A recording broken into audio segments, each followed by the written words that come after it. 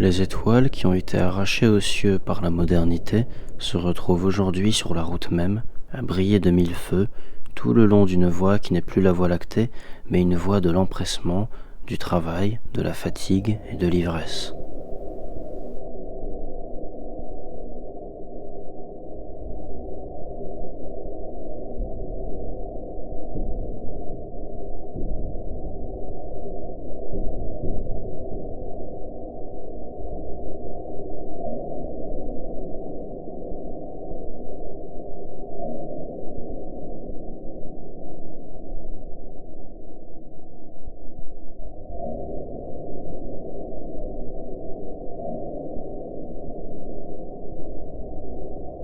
Les étoiles étaient des dieux et des rêves. Cette nuit-là et toutes les nuits, nos rêves sont enfermés dans des cercueils de métal, mais ils continuent de briller. Mais le capitalisme est un broyeur d'espoir et nos rêves s'en vont tout le long de la route, tels des étoiles filantes, filant vers un monde fini.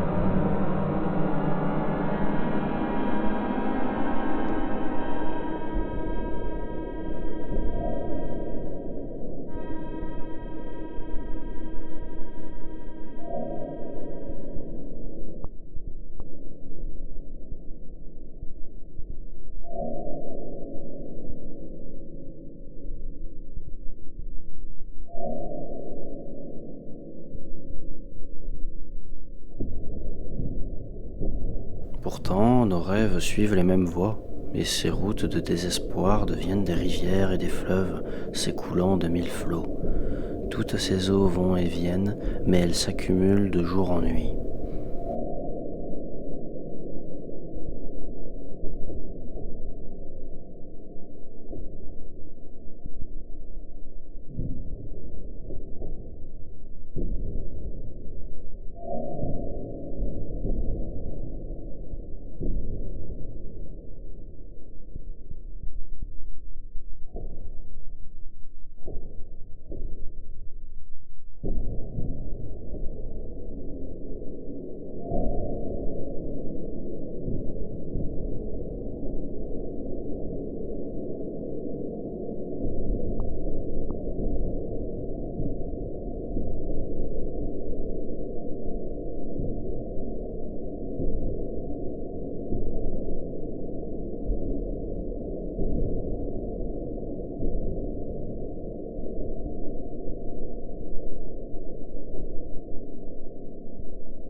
Nos rêves deviennent une marée d'étoiles qui s'accumulent en aval, et s'il y a barrage, il s'effondrera de lui-même, car rien ne peut arrêter le mouvement de l'histoire, surtout si ce dernier est porté par nos étoiles.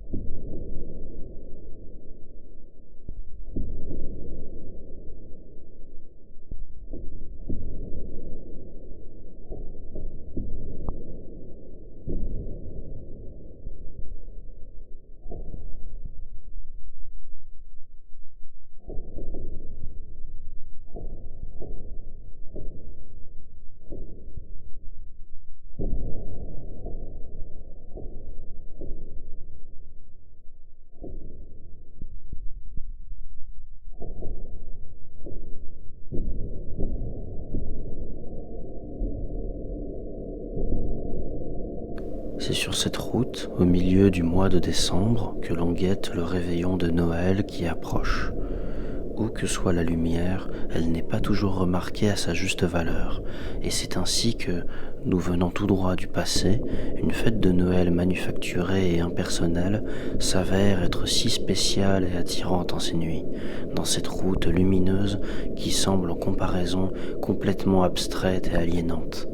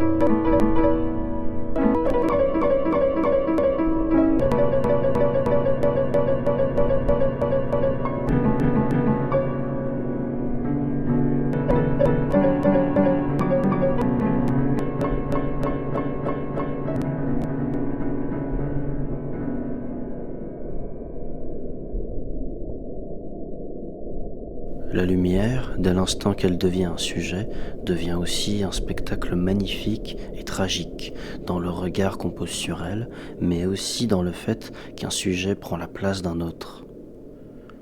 Noël apparaît alors comme un type d'étoile, la route et ses voitures aussi. L'humain moderne a en quelque sorte manufacturé les étoiles. Et de nouvelles naissent quand les autres meurent. Les étoiles de la route meurent en se faisant absorber par une étoile Noël, et ainsi de suite. De lumière en lumière, de célébration en célébration. Et y compris nos rêves qui sont eux aussi dans les étoiles. Nos rêves les plus chers et les plus sincères sont produits en masse, mais même si nos étoiles sont en partie illusoires, elles brillent tout de même. Ceci est notre monde et c'est à nous de le transformer.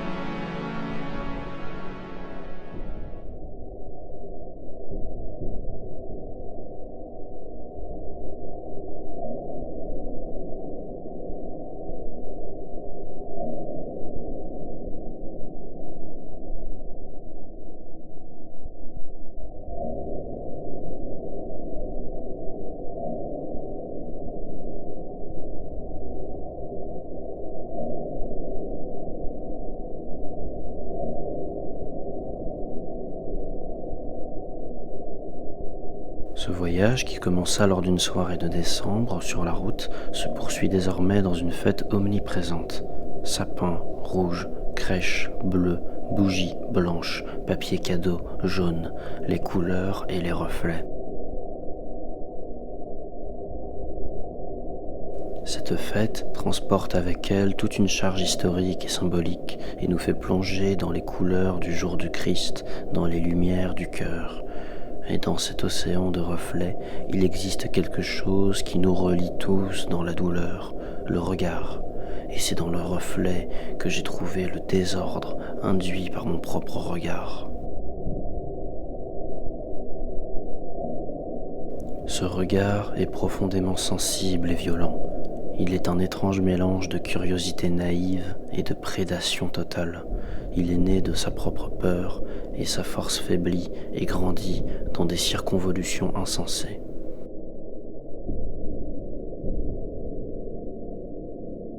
Entre toi et moi, dès l'instant que nous pouvons voir, nos regards sur nous-mêmes et sur l'autre sont finis et infinis. Ils fabriquent la peur de l'autre et la peur de soi. Et même si nous avons tous peur, je ne peux pas m'empêcher de me haïr plus que je hais les autres.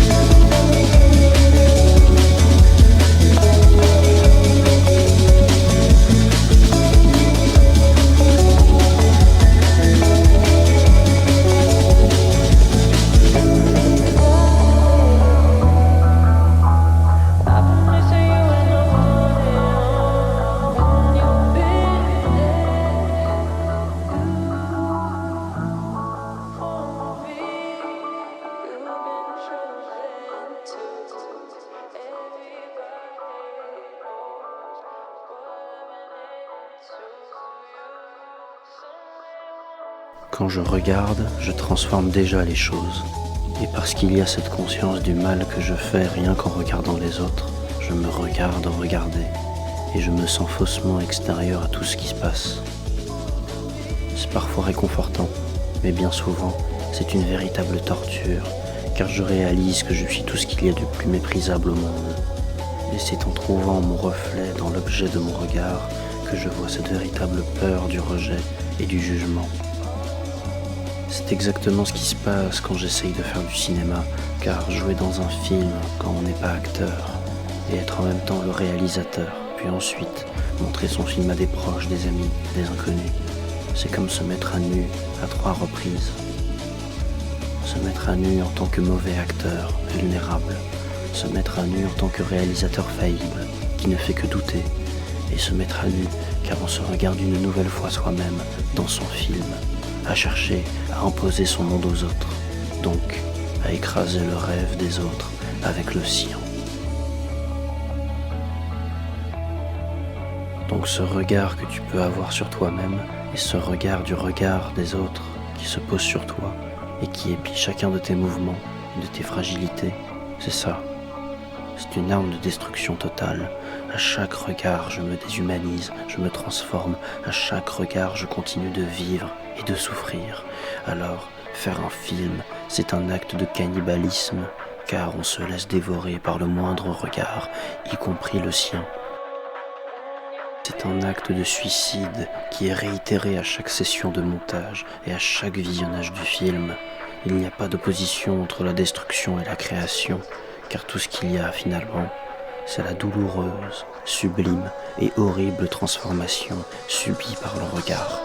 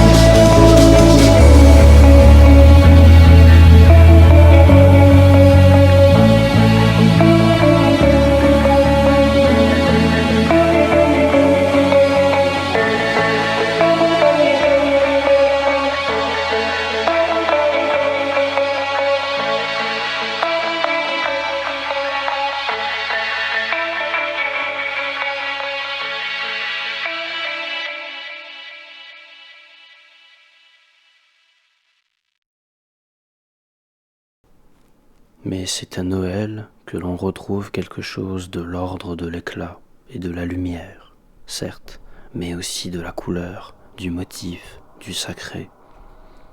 Et j'y vois donc là-dedans quelque chose comme le Moyen-Âge coloré qui est devenu depuis peu une obsession. C'est alors qu'après cette fête de Noël et ses éclats, après cette longue traversée de cette longue route, je me suis perdu dans une grande ville grise pour trouver la couleur du passé.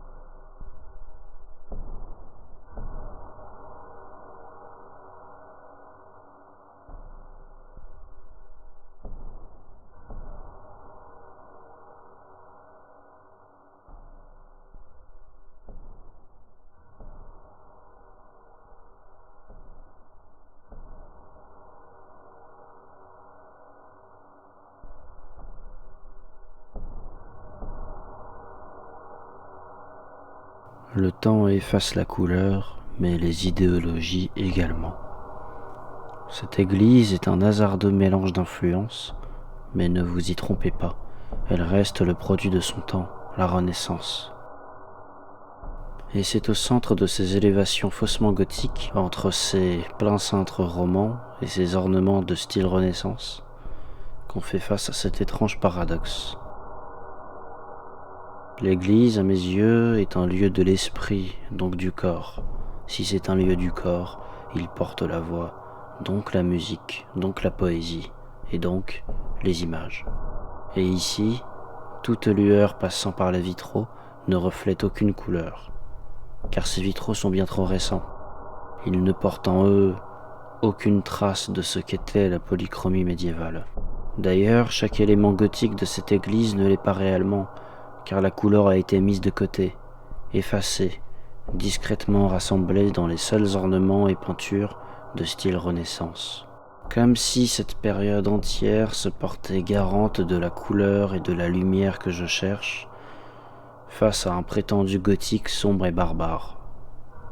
Cette église m'apparaît donc comme une insulte à ce que je cherche, et dans l'immensité de ces voûtes qui forcent un certain respect, je ne peux pas m'empêcher de ressentir également une forme de mépris. Mais alors que ma frustration atteignait son paroxysme, j'ai trouvé quelque chose qui dépassait toutes mes attentes. D'abord un bruit, puis un mouvement, puis un geste, puis quelque chose d'humain.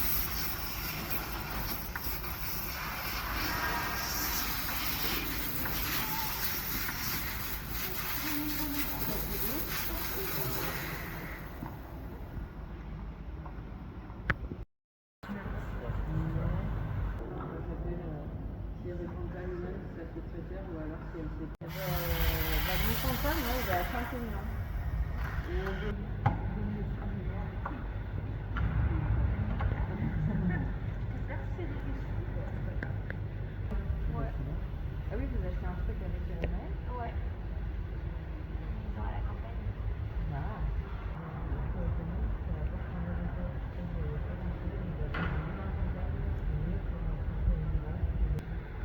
Le mien, moi, je m'en plains pas. Après, le démarche, c'est pas cher. Je crois qu'on avait comparé avec la même chose que lui.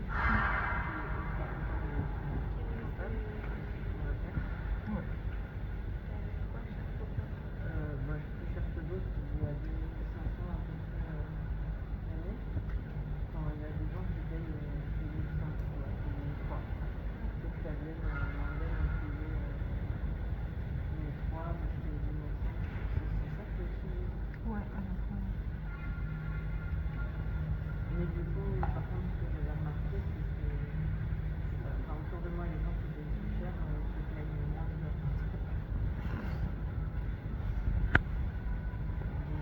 après, tu regardes à la liste, c'est pas comme si c'est en partie déductible, en plus les impôts. Je suis pas sûre que 2020 fasse une énorme différence. Oui, bah après à l'époque, on a du coup pas du tout exemple, il y avait la régulation interne, l'électricité, la théorie, la revoir.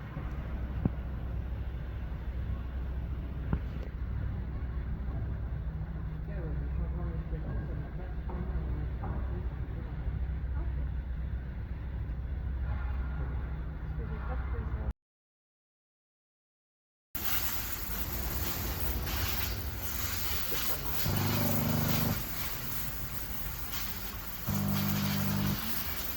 Voilà, on fait mal mécaniquement. C'est ça. C'est deux communs. Non, c'est Mais en fait, pour les entreprises individuelles, je sais jamais. Ça change. ouais, en plus, c'est tout ça. L'élection début novembre.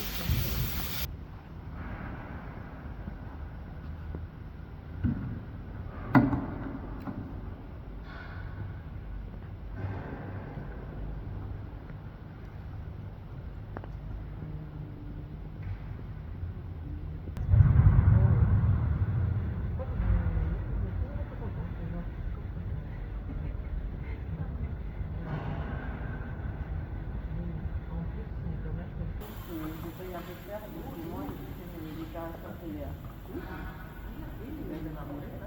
Chaque mois, c'est moi qui déclare la TVA sur les impôts.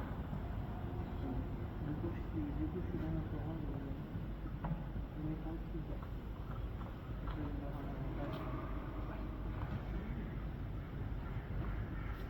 Après, c'est pas compliqué, c'est que ça prend un petit temps. J'ai un petit tableur Excel, du coup, j'arrive à y passer tout ça. Trop de temps, normalement, c'est pour Ouais, mais le niveau comptable, il m'a fait des grosses boulettes encore. ouais. Je voudrais rechanger et j'en voudrais un qui soit un endroit où je vais régulièrement chercher. Ouais, d'accord. Ah oui, là, t'en as bien en avant. Bah, écoute, ouais, tranquillement, ça fait tranquillement, je peux parler de ça. Non, c'est bien.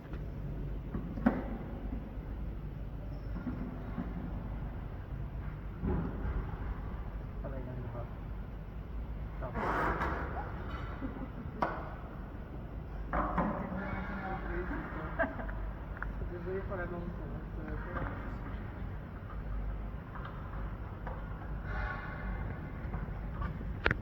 On nous a pas demandé d'arrêter. Bah oui, mais pareil. Tu dois avoir. Tu peux connaître un peu tes comptes de l'année dernière. Ouais. Là, tu regardes.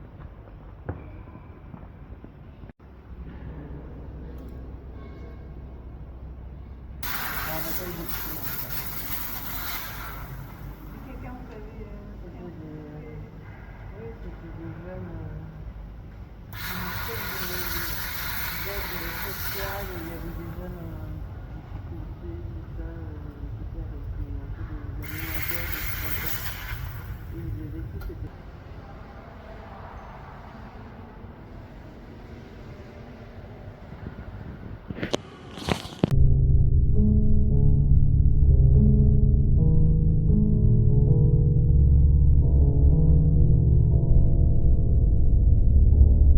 La couleur si peu présente sur les vitraux de la Renaissance était en réalité ici et maintenant, en face de moi, ce jour-ci, dans ce travail, sur ses mains, sur ses outils, sur ses murmures, sur ce moment.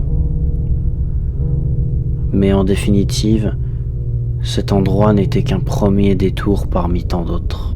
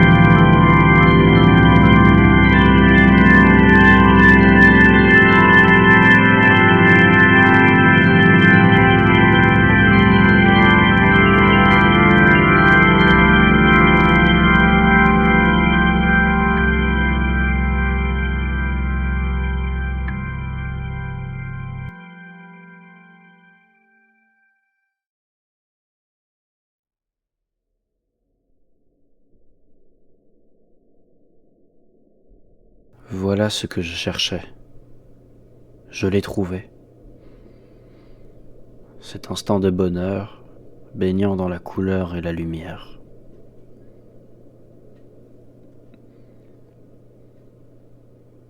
Ce moment n'en est qu'un parmi tant d'autres. Et cette fugacité est quelque chose de propre à ma recherche de cette lumière. Une étoile filante qui disparaît aussitôt.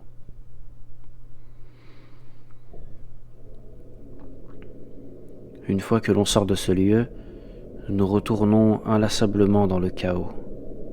Que faire ensuite? Pourquoi poursuivre l'éclat, la lumière, la couleur dans mon monde, si je ne peux jamais la toucher véritablement? Nos rêves sont-ils aussi rapides et imprenables que cette forteresse de lumière? Peut-être que personne ne peut les prendre, y compris nous-mêmes.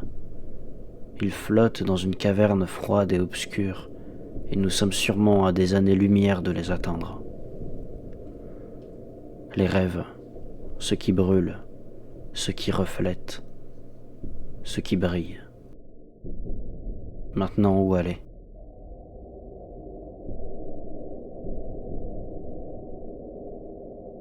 Je cherchais la lumière car elle précède le regard qui est rendu possible grâce à elle.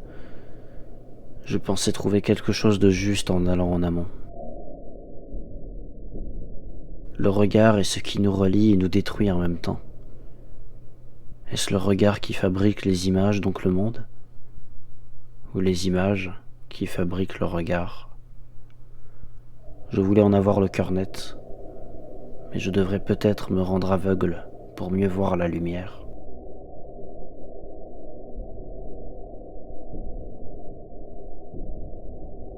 Peut-être que je voulais trouver cette lumière pour me soustraire du regard prédateur des autres et de moi-même. Peut-être que je voulais seulement, et durant un seul instant, voir cette étoile filante, cette lumière fugace, ces couleurs qui défilent. Mais mon propre regard sur cette lumière me conduit au doute. Plus je cherche ma propre lumière, et plus je la vois s'éclipser au loin, dessinant les fins contours d'un insondable trou noir. Ce creux n'est pas mon cœur, ni le tien. Cet endroit n'est pas un lieu de pleurs ou de doute, seulement un vide pur et lourd, là où tout s'est arrêté, un vide infini qui est propre à nous tous.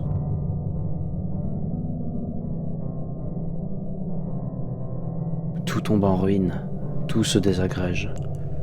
La structure tremble et s'effondre. Le contenu s'y disperse. On se retrouve isolé, on se retrouve sans personne, sans même son propre reflet. Je vais mourir seul, et peut-être que tout s'effacera à jamais. Même si tu crois, ce qui existe autour de toi ne sera plus jamais ainsi. Le monde se décompose toujours pour revenir à son état le plus primaire. Une grande soupe primordiale, un océan humain, un océan de poussière d'étoiles, un océan qui s'étend de jour en jour, dispersant toujours plus loin chaque poussière lumineuse. Ces poussières gagneront peut-être d'autres étoiles, qui finiront également par mourir. Et tout continuera de se disperser encore et encore. Et ce qui était à l'origine tes souvenirs, tes sentiments, tes histoires, tes rêves, n'existe plus, car plus personne ne s'en souvient, car tout a été broyé, compacté, arraché, déchiré.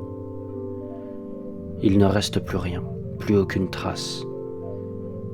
Ta lumière n'existe plus, la mienne aussi. Il fait désormais noir. Nous sommes plongés dans l'obscurité la plus totale. Le temps, la parole, les images, les couleurs, tout cela n'existe plus, tout s'est arrêté. Personne ne crie, personne ne pleure. Nous sommes juste dans une agonie, celle de la solitude et de l'errance.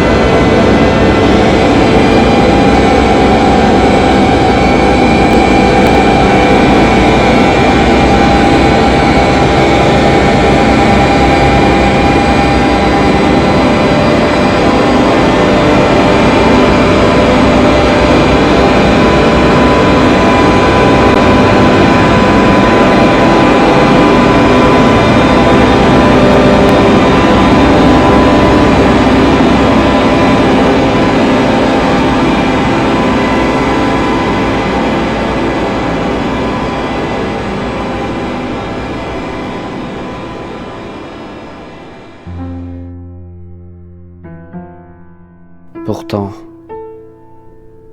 rien n'est encore fini. C'est comme si au moment de notre mort, nous étions enfermés dans un placard lugubre, dépourvus de nos corps, de nos sens, dépourvus de nos émotions, et en train d'attendre. Nous attendons pour toujours, et c'est peut-être ce qui nous est réservé au moment de notre mort. Une attente infinie et froide, sans que plus rien ne puisse se passer.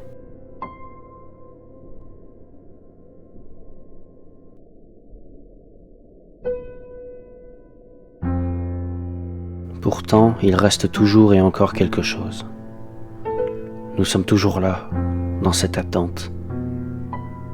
Il n'y a pas de fin, encore moins de fin satisfaisante. Nos lumières se sont éteintes depuis longtemps, mais peut-être est-ce encore une fois à cause de nos propres regards. Peut-être qu'en élargissant notre vision, nous pourrions voir des éclats lointains, mais encore perceptibles, de rêves et d'espoir, qui brillent très loin au large, à l'extrême périphérie de nos visions. Le rêve ne peut être détruit. Il peut cependant rester à l'état de rêve, en s'éloignant de plus en plus de nous. Il brillera de moins en moins, mais il brillera encore, ne serait-ce qu'un tout petit peu. Peut-être même au-delà de notre propre mort. Je suis mort, comme toi, et je ne suis pas la seule personne à rêver.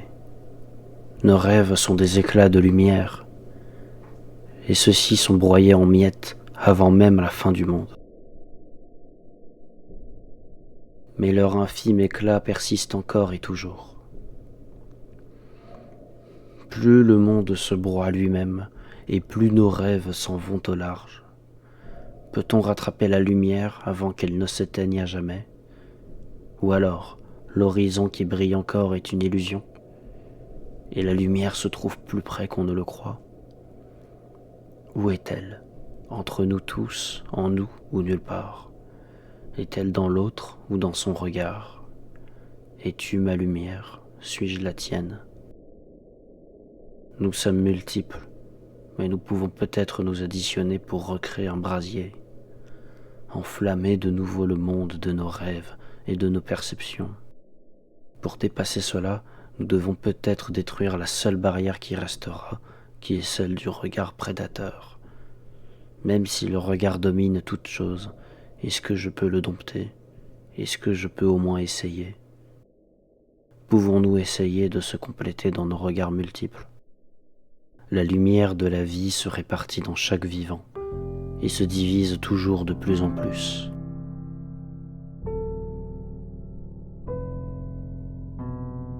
La lumière se raréfie, son ombre grandit, mais il y a quelque chose qui persiste. L'addition de nos lumières réside dans le groupe. Le regard dépend de la hauteur. Aveugle, nous voyons peut-être mieux la lumière en cela qu'elle réchauffe et qu'elle réunit. L'humanité est une âme collective noirâtre comme le charbon, mais son ombre immense n'existe que parce qu'elle introduit avec elle la lumière la plus forte qui puisse exister. Je ne suis rien, je ne peux rien voir, je ne peux rien sentir. Mais peut-être qu'avec toi, peut-être qu'avec d'autres, et d'autres encore, nous pouvons commencer à ressentir quelque chose d'autre. Un immense brasier humain, fait de rêves, d'images et de regards qui brûlent toujours plus fort, tout en s'étendant toujours plus à perte de vue. Pour le voir, il faut la hauteur, il faut grimper plus haut, et peut-être prendre une caméra et la prendre à plusieurs.